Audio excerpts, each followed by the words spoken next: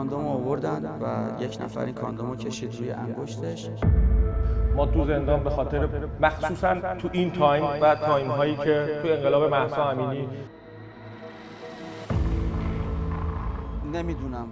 ისე ძლიერად გვირტყამდნენ, ისეთი სისასტიკით. მაშინ მივხვდი, რომ მათ ადამიანის სუნიც კი არ ასდიოდათ.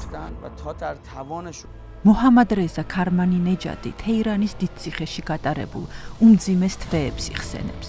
2022 წელს შემოდგომის და ზამთრის დღეები მან 30-მდე პატიმართან ერთად პატარა საკანში გაატარა. بعد اونها این شوکر رو به ما میچسبن. ელექტროშოკს გვადებდნენ სხეულზე, თავში ხელკეტებს გვირტყამდნენ, ტანზეც, ხელის მტევნებზეც. წამებისგან მთელი ერთი თვე ზურგზე ვეღარ ვწვებოდი. ვერც ვერაფერს ვაკეთებდი, რადგან ამდენი ცემისგან ხელები შეშუპებული მქონდა. ფეხები ისე დამისივდა, რომ ფეხსაც ველსაც ვეღარ ვიცვამდი. پای من داخل دمپایی حتی نمیرفت. არაადამიანური მოპყრობა ციხეში არ დაწყებულა. ციხემდე 4 მეგობართან ერთად პოლიციის რამდენიმე განყოფილებაში გააჩერეს. ყოველ განყოფილებაში სცემდნენ და ამცირებდნენ. იგი ასევე გვიყვება, როგორ გაიტაცეს სამოქალაქო ტანსაცმელში გადაცმულმა პოლიციელებმა, რომლებიც წამებით აიძულებდნენ ერთ-ერთი შენობის გადაწვა ეღიარებინათ. و مدام تهدید میکرد. იძულებულები ვიყავით დაგვეწერა ჩვენება. გვაიძულეს გვეღიარებინა არ ჩადენილი დანაშაული. სხვა გამოსავალი არ გქონდა. იარაღით გვემუქრებოდნენ. განსაკუთრებულად დაუნდობელი და ღირსების შემლახველია ირანის პოლიციის იგივე ფარაჯას ფსიქოლოგიური წამების მეთოდები.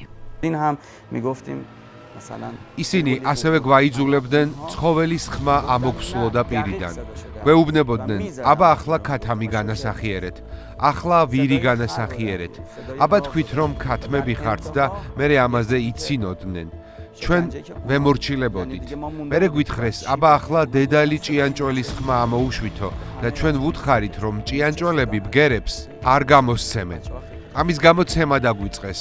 თქვენ ხართ ეგ დედალი ჭიანჭველებიო, გვეუბნებოდნენ და აი როგორ ხმას გამოსცემენ, ხედავთო?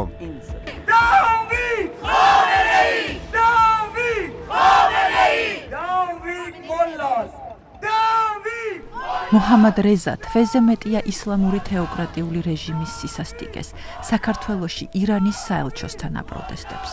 იგი საპროტესტო ტალღაში პირველად 19 წლის სტუდენტი გოგოს მაჰსა ამინის მკვლელობის გამო ჩაერთო. მანამდე ირანის საჰაერო შეიარაღებული ძალების განყოფილებაში მეტეოროლოგად მუშაობდა. ჰიჯაბის არასწორად ტარებისთვის მოკლული ქალის ამბავმა აიძულა სამსახურიდან წასულიყო და რეჟიმის წინააღმდეგ ბრძოლა დაეწყო. სწორედ ამის გამო აღმოჩნდა ციხეში.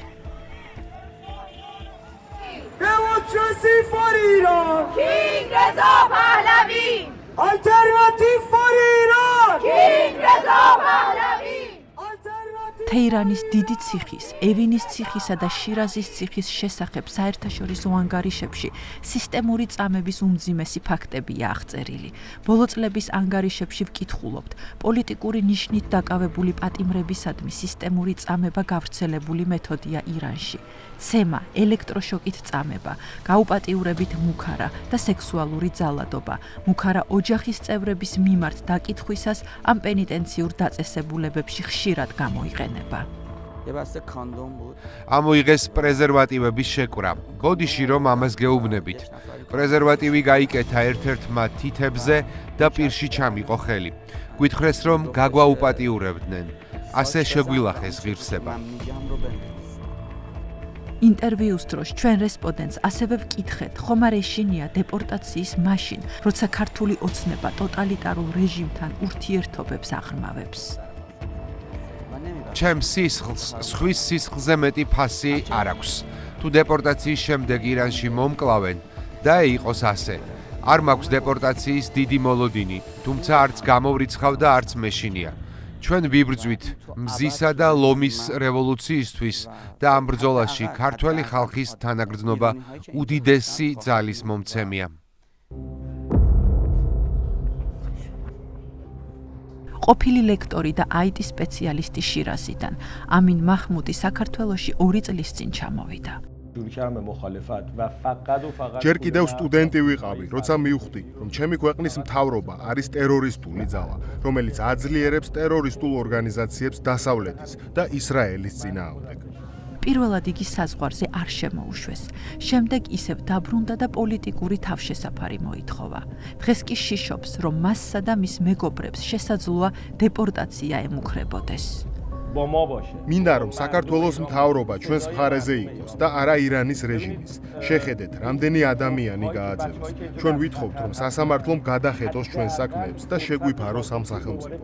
ახლა ჩემი და ჩემი მეგობრების საქმეები სასამართლოშია. მინდა იცოდეთ, რომ ჩვენ ირანში ციხე ან სიკვდილი გვემუქრება.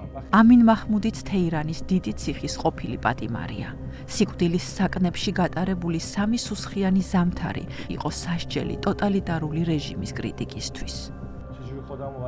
მაწამებდნენ, ისე მირტყამდნენ, რომ ხელი დამიზიანდა და დღემდე მიჭირს ცალი ხელის გამოყენება. მთელი იმ დროის განმავლობაში ვფიქრობდი, სადამდე წავიდოდა რეჟიმის სისასტიკე. იყვნენ თანასაკნელები, რომლებიც საკნებში ვეღარ ბრუნდებოდნენ წამების შემდეგ, რადგან ვერ უძლებდნენ და კვდებოდნენ. იმდენად მძიმე ყოფა იყო, რომ თვითმკვლელობა უცადე. გადავიჭერი ვენები, დავიზიანე თავი, მაგრამ გადავრჩი. ირანის არაერთ პენიტენციურ დაწესებულებაში სისტემური წამებისა და არაადამიანური მოპყრობის გამო ფიქსირდება თვითდაზიანებისა და თვითმკვლელობის შემთხვევები. წერს Amnesty International 2023 წლის ანგარიშში. უახლეს ანგარიშში კი წერია, რომ ირანის ისლამურ რესპუბლიკას თვითმკვლელობამდე პოლიტპატიმრები გამიზნულად მიჰყავს. درسته شرایط زندان‌های ایران خیلی بده. პირობები უმძიმესია, არა საჭმელი, არა წყალი, არა ჰიგიენა. ერთ საკანში უამრავი პატიმარი. მაჰსა ამინის აქციების დროს როცა გამოვიდა ხალხი, მაშინ განსაკუთრებით გადაივსო ყველა საპრობილე.